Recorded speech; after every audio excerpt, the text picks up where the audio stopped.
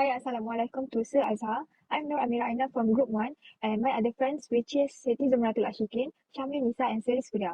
So I will continue to present for my part which is the effect of immigration on the labour market and welfare state of the United States country. The effect of immigration on the labour market and welfare state of the United States are multifaceted and complex.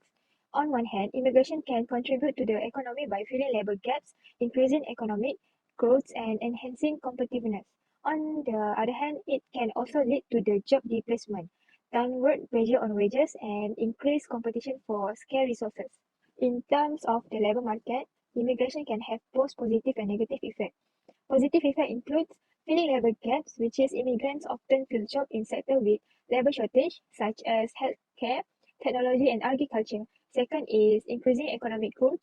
Immigrants can contribute to economic growth by starting new business, creating jobs, and increasing consumer demand. Third is enhancing competitiveness. Immigrants can bring new skills, ideas, and perspectives, which can enhance the competitiveness of United States business.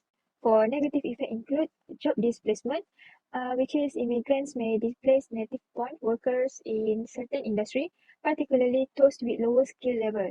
Second is downward pressure on wage. An influx of immigrant workers can lead to downward pressure on wages, particularly in industry with low-skilled jobs. So in terms of the welfare state, immigration can also have both positive and negative effects. Positive effect includes contributing to social security. Immigrants can contribute to the social security system through payroll tax, which can help support the retirement of native-born workers. Second is enhancing cultural diversity. Immigrants can bring new culture, perspective, and diversity, which can enrich the social fabric of the United States. For negative effect includes, which is straining public resources. Immigrants may place a strain on public resources such as healthcare, education, and housing, particularly if they are not adequately integrated into society. Second is increasing welfare costs. Immigrants may be eligible for certain welfare benefits such as medical and food stamp, which can increase cost of for the welfare state. So for the overall, the effect of immigration on the labor market and welfare state of United States are complex and multi-phase. While immigration can bring many benefits, and it's also required careful management to ensure that it does not lead to negative consequences for native-born workers and the welfare state. So that's all from me, and I will pass to the next presenter. Hi, my name is Siti Zumratul Ashikin. I will present about how does immigration affect the wages, employment, and skills of domestic workers. First and foremost, it will give an impact on employment and wages by increasing the labor supply, which potentially lowering the native-born workers' wages in formal sector. Native workers may shift to the unorganized sector or become self-employed due to increased competition in the formal sector. Additionally, immigration can affect the skill specialization. Immigrants, particularly those with lower educational backgrounds, have a comparative advantage in manual labor. Moreover, native-born individuals with lower educational attainment tend to specialize in communication-based jobs. This specialization can reduce negative wage impact on native workers and increase overall productivity. We move on to the next impact, which is labor market dynamics. Immigration can lead to the reallocation of task supply among native workers, reducing downward wage pressure. It can also stimulate economic growth by increasing labor demand in the formal sector, creating more jobs in both formal and unorganized sectors. Furthermore, research and policy focus. Recent research emphasizes the qualification and working condition of migrant domestic workers, while policies are being developed to enhance skill development and wages recognition for domestic workers, recognizing their contribution to various industries. Last but not least, domestic work often involve medium-skilled tasks requiring technical expertise and communication abilities. This gives more focus to recognition of skills, which efforts are being made to improve working conditions and acknowledge the skills of domestic workers, particularly migrant workers by linking which increases to the complexity and expertise required for domestic labor. So that's all from me. Thank you. I will pass to the next presenter. Hi, Assalamualaikum and a very good day to everyone. My name is Suria binti Irwan, and in this section we will discuss on the crucial role of mandatory and current factor in global migration and how these factors influence remittance decision by the migrants. So let's begin with the first factor, which is we're gonna explaining the exchange rate dynamics and their impact on migration. in exchange rate sector, we have the favorable exchange rate significantly boost the value of remittance. So what does this mean is when the host country currency is stronger than the currency, the remittance have a higher purchasing power, so which encourage the migration. For example, if a migrant in the US send money to their family in India, a strong dollar means more rupees for their family, and it's gonna enhance their financial well-being. So this is one of the reason why people migrate with to the country that have stronger currency than them. So secondly, we have the currency stability. In the host currency, it creates a reliable financial environment for the migrants. So stable currency ensure a consistent value for earning and the remittance. Unlike like home country, a high inflation, the volatility currency, which erode the remittance value. So these drive this family to encourage migration as a financial strategy. Next, let us explore the economic opportunity and financial infrastructure. So, higher wages in the host country are primary motivation for the migration. So, migrants seek better earning compared to their home countries, which is not only improve their living standard but also increase their capacity to send remittance back home. So, more employment opportunities also give out a big impact. So, in host countries that drive the migration as a better job markets and also allow migrants to support their families financially.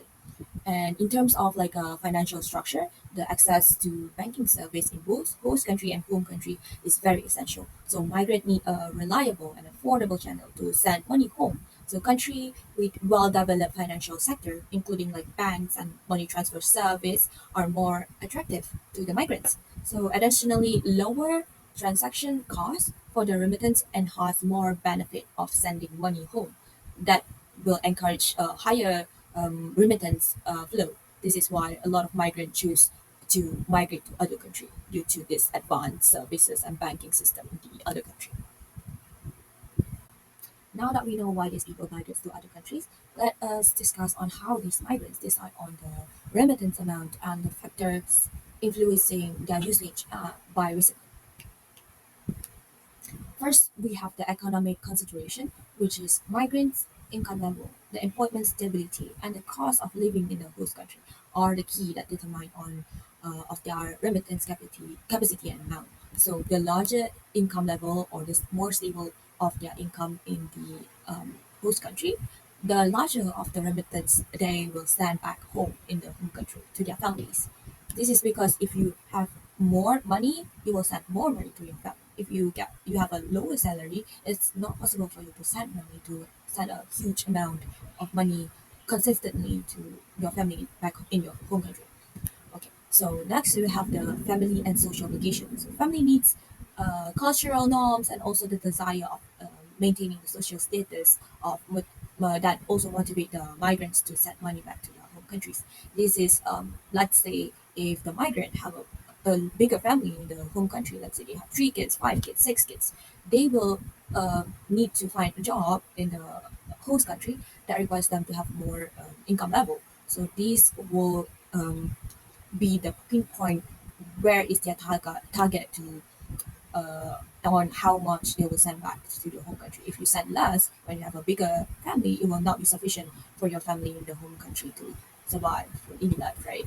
And also when regarding the social status, it is like cultural thing where most East Asian have this culture where you have to provide when you're the leader of the family, you or the supportive financial supporter of the family, you have to send money to your family.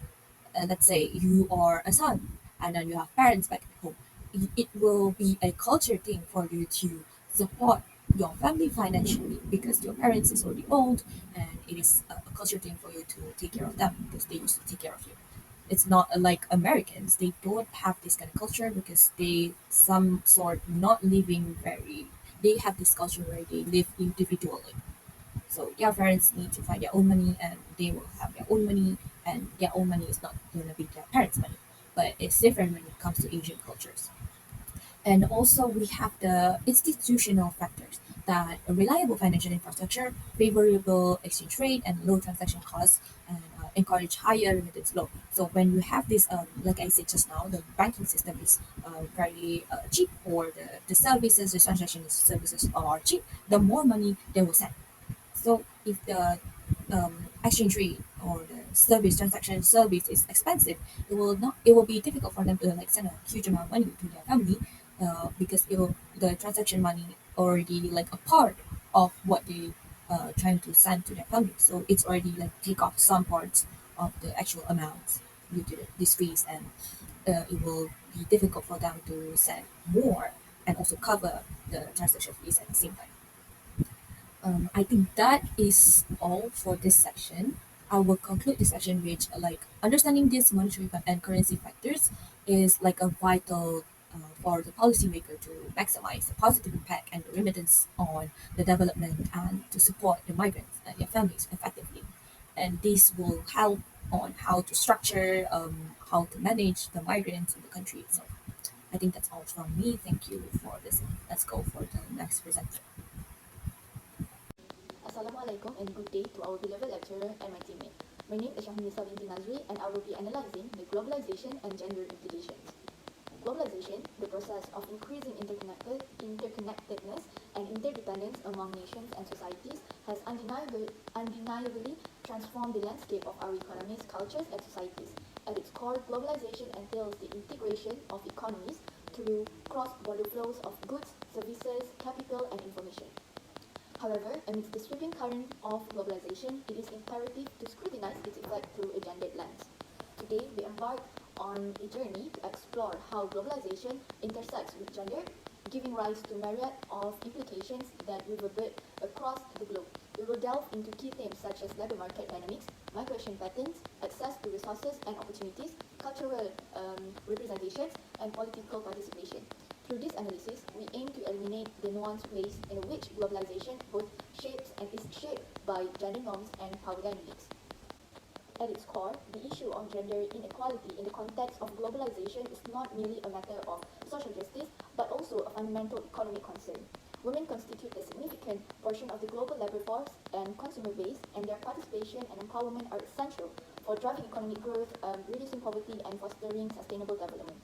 However, systematic barriers such as discriminatory laws, social norms, and economic disparities continue to hinder women's full participation in the global economy, perpetuating cycles of poverty and inequality.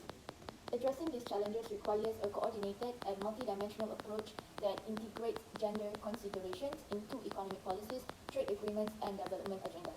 This includes mainstreaming gender analysis in decision-making, processes investing in women's education and skills development, and implementing social protection measures that ensure women's economic security and well-being.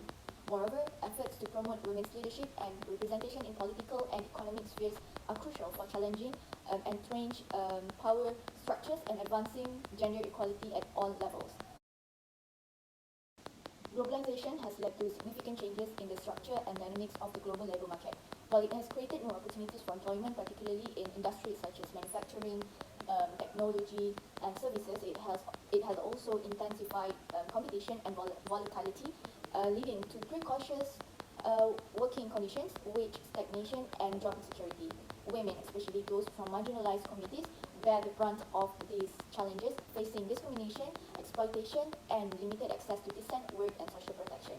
Moreover, globalization has fueled the feminization of certain sectors such as informal and service industries where women are disproportionately concentrated. These sectors often offer low wages, poor working conditions, and limited opportunities for advancement, trapping women in cycles of poverty and vulnerability. Additionally, globalization has facilitated the outsourcing of labor-intensive industries to countries with lower labor costs, leading to displacement of predominantly female workers in certain regions. Ultimately, achieving gender equality in the era of globalization requires a collective effort involving government, businesses, civil society, and international organizations. By prioritizing gender equality in economic policies and practices, investing in women's empowerment, and addressing the intersecting inequalities that shape women's experiences, we can create a more just and inclusive world where all individuals have the opportunity to thrive regardless of their gender.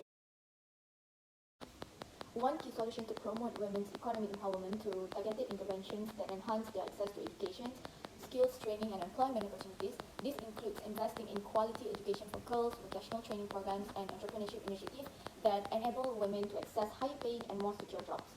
Additionally, efforts should be made to eliminate discriminatory practices in the labor market such as unequal pay, gender segregation, and sexual harassment through legislative reforms and enforcement mechanisms. In addition to policy intervention, civil society organizations play a crucial role in advocating for women's rights and holding governments and corporations accountable for their commitments to gender equality. By amplifying women's voices, building solidarity networks, and fostering grassroots movement, civil society can drive meaningful change and challenge the structural inequalities perpetuated by globalization.